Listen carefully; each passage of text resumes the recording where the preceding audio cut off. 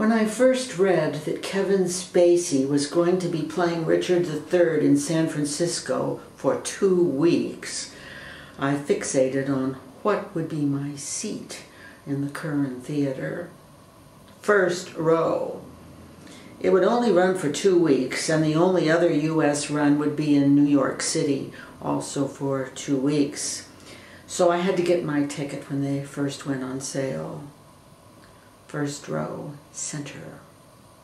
He would be perfect as that most repulsive, hair-raising embodiment of evil. Unnatural. I was surprised he hadn't done it sooner. The most terrifying Richard III I ever saw was Ian-McClellan some years ago in the film. Although he was here in the play, I missed that. Now, in preparation for this, I wanted to watch all possible DVDs of the play. I began with the Laurence-Olivier, which, like his Henry V, was very filmic. Lots of ornate court life, battle scenes, and the Olivier's Shakespearean style of his era, and subtle.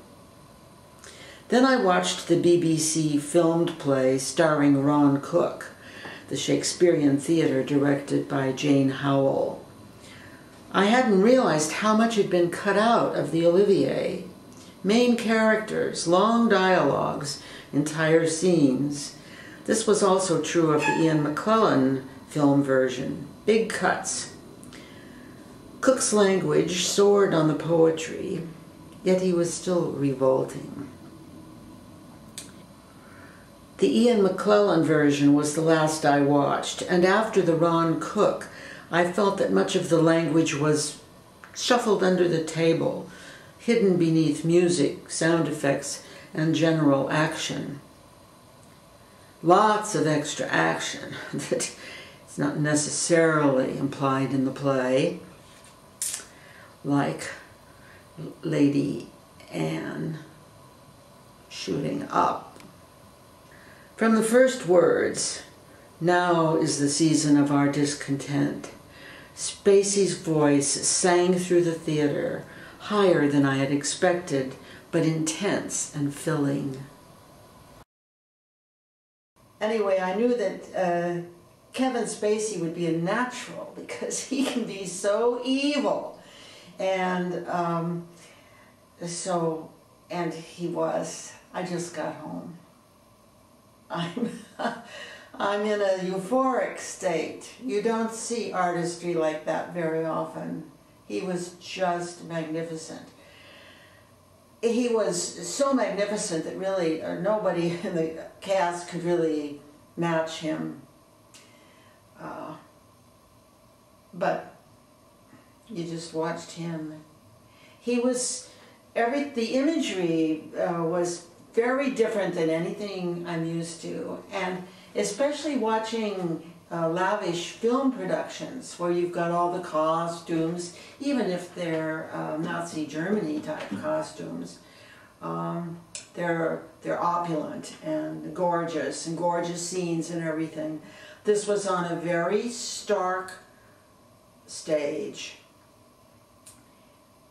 just like a box, like a giant room with doors going back on either side, solid doors. And that was it. He looked more bizarre. I've always thought that the Richard III's looked a little tame for misshapen people. You know, Olivier's hump was, you know, not all that bad. He limped a little, but Spacey looked. He was completely bizarre. It must have been a very painful role for him too, because he was wearing, well, the first scene when you see him, he's the stage goes black, and then there's one chair on the stage, and then there's a big light sign on the back of the stage saying "Now." That was the stage. Then he scurries out in the dark, and when the lights come come on. He's sitting in it. It's kind of like a black leather office chair. He's slightly at an angle, and he's very misshapen, and the leg, he's sort of profile, the leg that's towards the audience, has a huge iron brace on it that he wears for the whole play. I mean, it must have been very painful. I talked to somebody who's been, knows the man that has been doing his massage. I guess he looks like he's in pain. You know, Richard III was in a lot of pain, and so, you know, he was in a lot of pain, really. Was strapped to his leg, and he walked in a very weird walk. He was very grotesque, and as Shakespeare describes him at one point, a bottled fly. I mean, he was like that. There were scenes in it that were just incredible.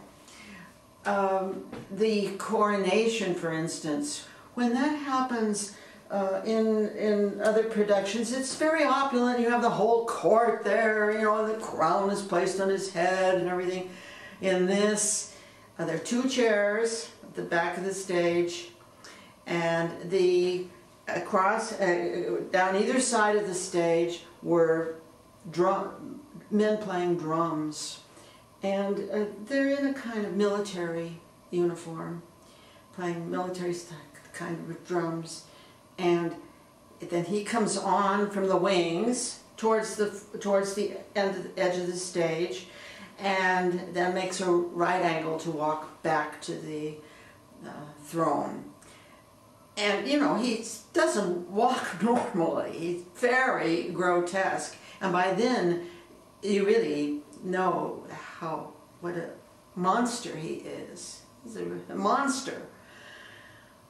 And then he gets about halfway to the chair and falls down.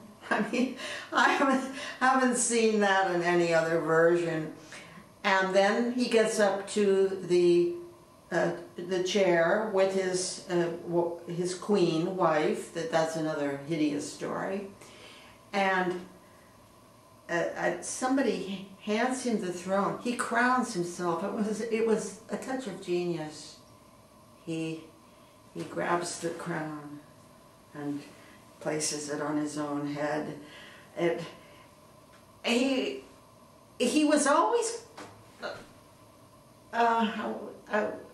he was always Kevin-Spacey. There was a twist on things, but that's what I would expect. You know, I mean, I was seeing Kevin-Spacey playing Richard III, so I saw Kevin-Spacey doing that. It was like there was another layer to the role, and it worked totally. Well, we knew it would work, right? Because it's Kevin-Spacey. This man he's a genius. The final scene, you're not going to see it, so I might as well tell you. There's the battle. It's all in this just one wooden floor, plank floor room, big room. And there's the battle, and then this hook comes down from the top, and they fasten it to his, like the foot part of his leg braces, and hoist him up, and like for the whole last speech he's hanging there on stage, covered with blood and sweat too, I'll bet. And it was a wipeout. He was 10 feet away from me. The more I think about it and compare it with other productions I've seen, I've seen even more that, I mean, this was Kevin-Spacey's show. It started with my thinking about Lady Anne, why she's so one-dimensional. Then I realized all of the characters were fairly one-dimensional, except him, of course. And that's what puts the balance off. So I think he was brilliant. And the staging, the effects, the theatric aspects of the play were overwhelming. But the characters, even Buckingham, I found very weak character. So it made it very hard to believe his later pain when Richard betrays him. It was all about Richard. So then the question is, that's okay, or the answer is, that's okay. Because it's a one-man show. It was done as a one-man show, and he delivered. So if the one person delivers an awesome performance, it's okay.